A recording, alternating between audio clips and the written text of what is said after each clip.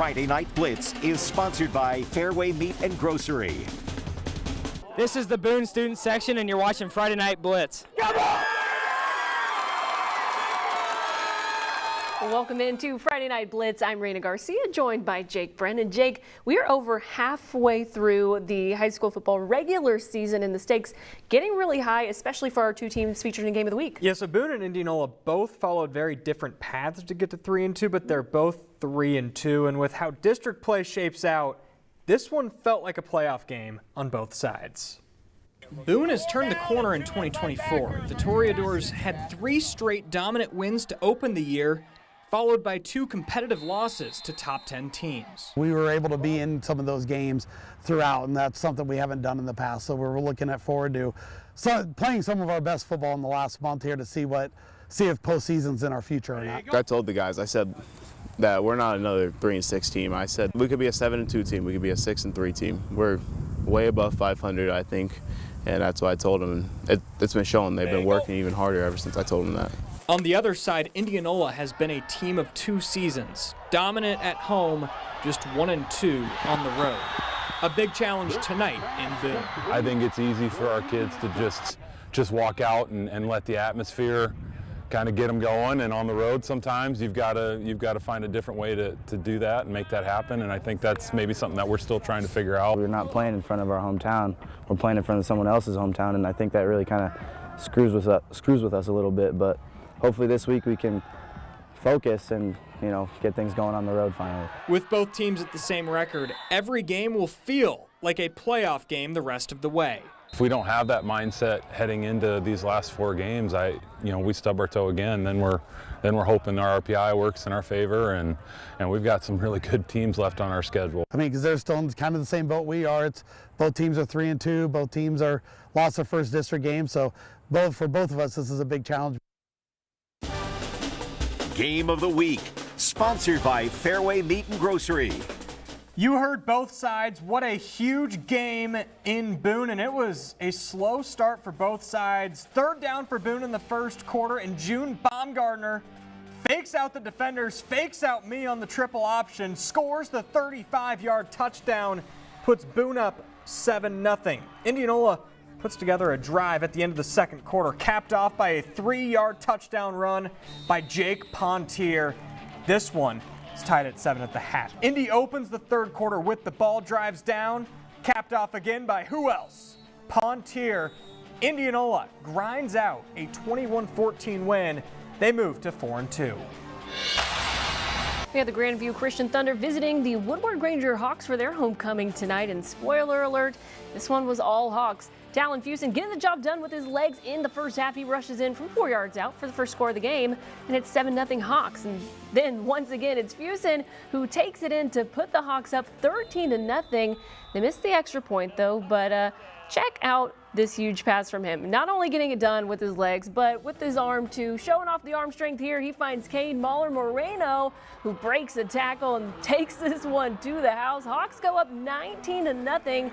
And to make up for that missed extra point on the previous touchdown, Fusen once again takes it in himself for the 2-point conversion, making it 21-0. But let's turn to some defense now for the Hawks. Max Dalton is going to get the pick 6 here. Hawks up 28-0, and you have to tip your cap to Fusen tonight. He going to find the end zone once again here after we show the celly there. But hey, a big win for Woodward Granger tonight. They get this one done 52-7. Undefeated Gilbert on the road against Carlisle. 3rd down for Gilbert. Pitch to Will Hawthorne, and he goes down the right side, dives in. Foray's leading rusher makes it 7-0 Tigers.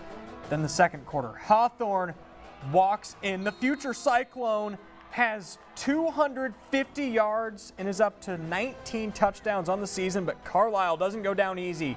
C.J. Howe keeps the read option, bounces outside, down the sideline, 65 yards. Gilbert's lead down to 14-10, but the Tigers just dominant up front. Ethan Rash sneaks in. Gilbert leads by 11 at halftime. They pull away and move to 6-0. Well, let's head out to Madrid, where the Tigers were hosting Central Decatur. Madrid setting the tone early. The quarterback, Preston Wicker, gets to the outside, runs through the last defender between him and the goal line. It's a 30-yard touchdown for the Tigers, and they go up 7-0 in the first. And it was just like deja vu in this first quarter. Preston Wicker breaks off another big run, this time from 15 yards out for his second touchdown of the game.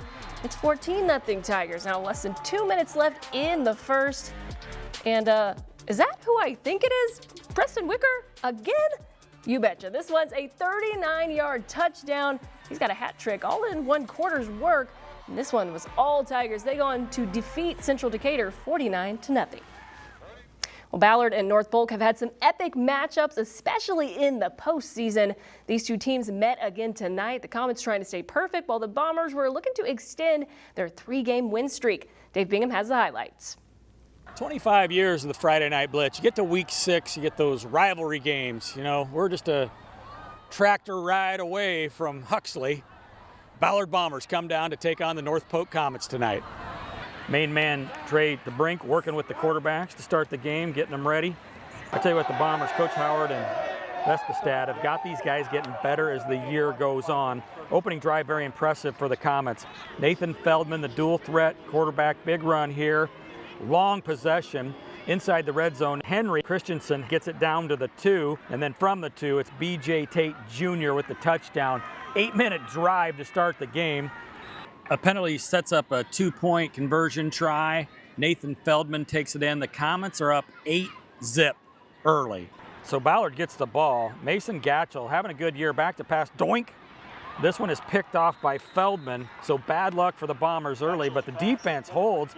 But then the next possession, more bad luck. Turnover, and who gets on it for the Comets? Feldman, 20-plus yards for the defensive touchdown. 15-zip North Polk. Ballard's got a lot of weapons, though, and they have answers with Tucker Vitzum. This kid's a good running back. No points yet, but this is a big play in the game. The Bombers D holding in the red zone right before the half, knocks the ball loose. Jackson Waka comes up with it. Ballard hanging tough. And the Bombers do score. Gatchell with the touchdown makes it 15-8. We'll show you that on our Dome Dynasty social media, but the Comets, 2 late touchdowns. This game went fast, and they win it 29-8. These two teams, though, have some playmakers, and both going to probably be in the playoffs, and who knows, they could match up again. Rivalry night goes to the Comets tonight. Back to you guys in the studio.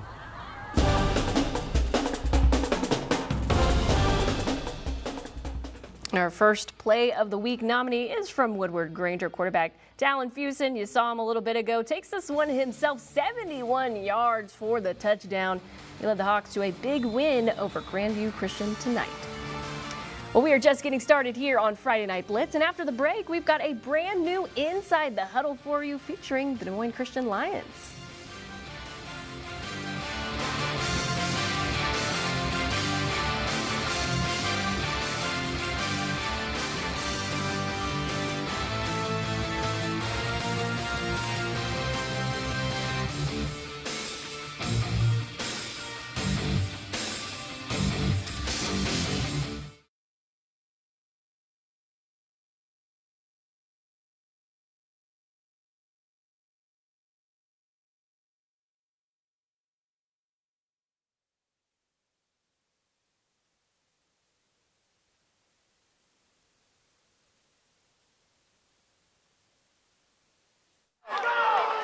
Hey, let's go. Good job. Good job. Hey, good job. Hey.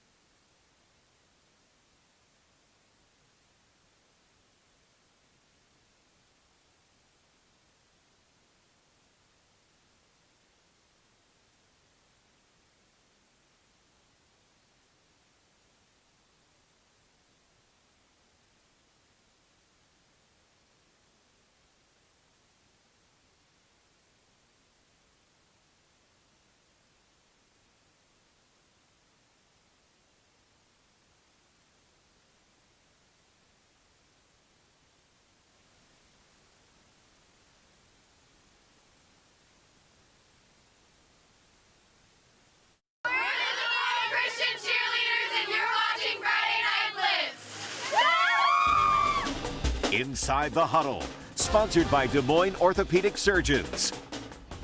Well, at this point last season, Des Moines Christian suffered a blowout loss to Kemper Catholic and dropped to 3-3 on the season. This year, the Lions are 4-1, ranked 7th in Class 2A, with a chance to get a statement win that would bolster their momentum. Choose to be great! We really preach around here that we're trying to set a standard around our football program. And again, our guys are buying into that, believing in the standard, and continuing to just press to be the best football players and best football team that we can be. Let's go. Since January, we've been out here throwing, working on concepts, whatever, just building that chemistry together. So it's just a testament to our team and the hard work we put in and the staff that just feeds into us. Line it up! We feel really good of what we've done. This is the best year that I've had in all of my years. So all of us seniors are feeling really good and just ready to finish this year strong in any way that we can. That away, Jace. I think the identity of this team is just a humble group that works hard. I've been saying that a lot to guys this summer. It's just we have good leaders who stay humble. They just work hard each and every day, and they set a good example for our guys about what the standard is and the legacy that they're trying to leave behind. I think the hunger is always there. We've worked our butts off for this, and we know what's at stake and we know what we can achieve. So we're just looking forward to see how far we can take this thing. All right, 2 top 10 teams in Class 2A going at it tonight. Des Moines Christian hosting Kemper Catholic. Scoreless with under 5 to go in the first. Jace Fadden gets the pitch, and he goes airborne here, but picks up the first down. What a great effort. The Lions in the red zone. Jet Each under some pressure here. He's going to get rid of it just in time for taking a hit, and Tyler Drefke is there to haul it in for the touchdown. DMC takes a 7-0 lead. In the final seconds of the first quarter, Brock Batting scrambling here, but he's going to connect downfield with his running back, Jaron Hoffman. He blows past one guy and then withstands a huge hit and sets the Knights up in Lions territory to start the second quarter. And they go back to Hoffman, this time on the ground. He mashes his way through traffic and gets in for the touchdown, and the Knights tie the game at 7. Both teams would tack on a field goal each, going into halftime tied at 10, but the Knights would come out with the win on the road, 29-20. Johnston hosting the 3-time defending state champion Southeast Polk Rams. Southeast Polk kicks off to open the game, and how about this start? Vincent Peterson fakes the reverse, cuts upfield, makes 2 men miss. He will not be caught. 92-yard kick return. What a start for the Dragons. But the big plays are not done yet. 3rd down, Johnston QB Will Nuss keeps it himself, and he made the right decision. Down the sideline goes Nuss. He's not going to be caught. What a first quarter for the Dragons. 65 yards. Student section's fired up, and we haven't even mentioned this guy's name yet. D'Angelo Barku, 5 yards, 20-0 Johnston. Who saw this coming? They shut out the Rams 34-0. Southeast Polk's largest margin of defeat since September of 2016. Crazy stuff. Let's stay in the CIML. 2 top 5 teams, Dowling Catholic hosting Ankeny Centennial. How about the Jags getting after it early? Chase Kluver hits Caleb Reed right on the money. He outruns a couple defenders and gets Centennial on the board first. And, you know, the crowd seems to like it, so why not do it again? Second quarter now, Kluver to Reed again. Short pass this time, but Reed finds some open space and gets into Dowling territory. But let's give the run game some love now, shall we? It's going to be Centennial's Braden Jackson who slices through the defense like a hot knife through butter. He makes scoring touchdowns look easy, and the Jags extend the lead to 14. And hey, if it's not broken, don't fix it. They go back to Jackson. He makes some nice cuts here and finds the end zone for his second touchdown of the night. And Centennial takes a 21-3 lead, but hold the phone. The Dowling Catholic Maroons, a.k.a. the Comeback Kids, pull off the win in triple overtime, 41-35. Coach of the Week, sponsored by Wyckoff Heating and Cooling. North Polk continued their dominance tonight, defeating Ballard 29-8. And the Comets, well, they moved to 6-0 on the season. We'll send it back out to Dave Bingham, who's standing by with our Coach of the Week. We are back with our Wyckoff Heating and Cooling Coach of the Week, Coach Tim Tabrink, and the we always highlight Trey, but who else do we got here? Let's talk about the family a little bit. I don't know why he actually gets more pub than they do. He's the ball boy, but got my oldest Kaylin and my youngest Melanie right here, and they're here at every game, and they let me do my job, and I'm really thankful to have them and my wife that support me in all these things that I do. We obviously follow a lot of schools, and we've been to a few of your games, but we were getting ready to do the interview, and you took off. What was the deal? I mean, what's going on? We had some construction that moved our victory bell to inside the stadium, and after a win week 1, I was overcome with emotions. I felt like I needed to run, and so I ran to the victory bell, beat all those guys, and now they think I got to race them every time, and I'm getting too old for that. So I just jogged over there, and they ring the bell. We sing the fight song with all of our fans, and then get back to the locker room. I think the perspective of having fun gets lost too, and I know just listening to their staff and being around their staff, they did a really good job too. Both of you guys, even though you're trying to win games and all that, you're still recognizing that, yeah, this is a great experience, and you haven't lost that. No, it's high school football is all about the experience, and some kids are going to play a lot and some kids aren't, so you got to figure out a way to make it fun for every single kid, no matter if they're taking 1 snap or they're taking 100. And we try to build into the mantra of we're all in this together. You got to trust and believe in yourself, but then we also have to trust in the guys right next to us, and everybody on the sideline has a job to do.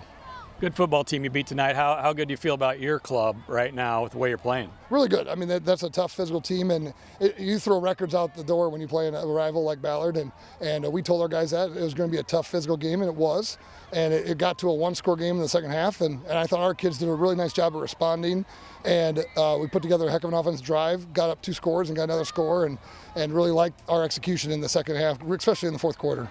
Coach DeBrink and the family. I'd ask you guys some questions, but that would get really crazy. It would get long. Mel's talkative. Good to see you guys. Send it back to you in the studio.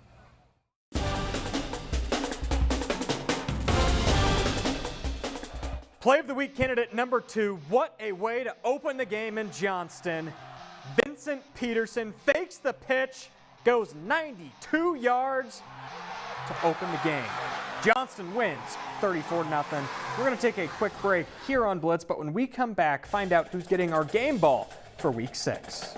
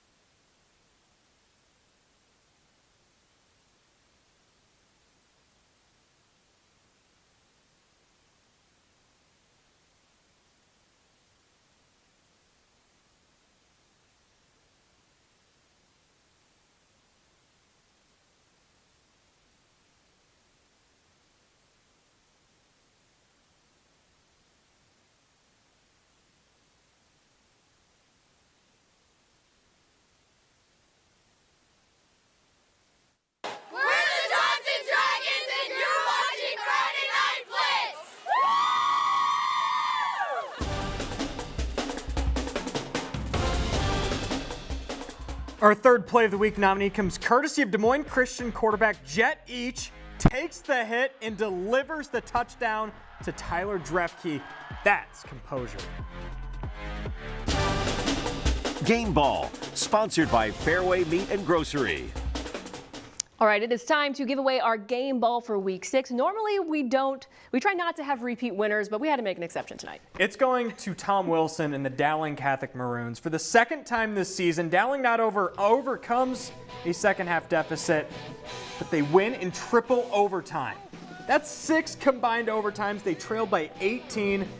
I've been at Dowling practices. I've seen how they condition at the end. 100-yard piggyback rides, down and back. It looks miserable, but whatever they're doing something right. Always making the biggest plays when it matters most. So well-deserved for Dowling. Yeah, moments like that is when that conditioning pays off.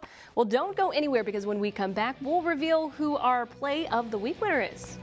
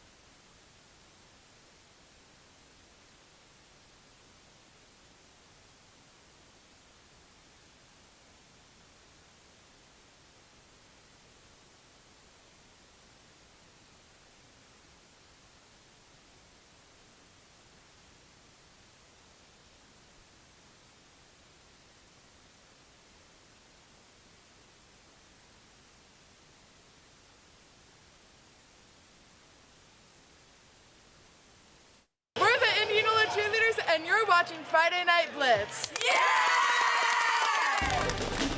Play of the week, sponsored by Taco John's. Well, we had 3 great nominees for our play of the week, but there can only be one winner, and that is Johnston's Vincent Peterson. Yeah, I think a couple weeks ago we saw a reverse on a kick return that won our play of the week. This week it's the fake reverse, and then he's off to the house, 92 yards as Johnston beats Southeast Polk 34-0. And here's a crazy stat for you. It shows Southeast Polk's dominance, but also how impressive this win by Johnston was. The last time Southeast Polk lost that bad, September 30th, 2016. The Cubs hadn't won a World Series yet since 1908, and Closer by the Chainsmokers was the #1 song in America. That's how impressive that win is by Johnston. Takes me back to my college days. I was a collegiate volleyball player at that time, so that definitely shows you how long it's been. Well, we are going to take one final break, but when we come back, we'll give our final thoughts on week 6.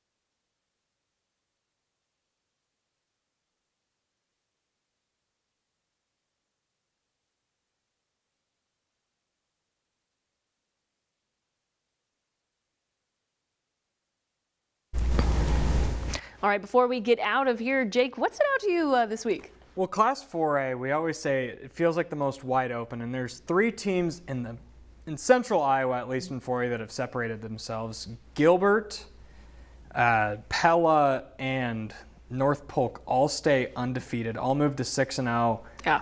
And for 2 of them in really dominant fashion, and then Pella goes on the road and beats one of those other teams that's right in the mix in Newton. So yeah, that's a good win. 4A shaping up with only 3 weeks to go left in the regular season. Yeah, Pella definitely really motivated this season. Obviously, this being Coach McKinstry's last season, they said, we heard him say last week, they want to send him out with a state championship, certainly on the right track. But can you believe we're just a few weeks away from playoffs? It's crazy. I haven't even had to wear a jacket yet at a game. It's been so warm every night, so it doesn't feel like it. But in the smaller classes, there's only 2 weeks left before the playoffs start, and then for everyone else, it's 3 weeks. It is coming really, really, really quick. Yeah, the stakes are definitely getting higher, and that's when things get fun. We get fun games like we saw tonight. Yeah, Indianola Boone, our game of the week, felt like a playoff game because you fall to 0-2 in district play. It's going to get really challenging to bounce back. Well, it gets more fun from here. Well, that's going to do it for us here on Friday Night Blitz. Thanks for joining us. We'll see you next week.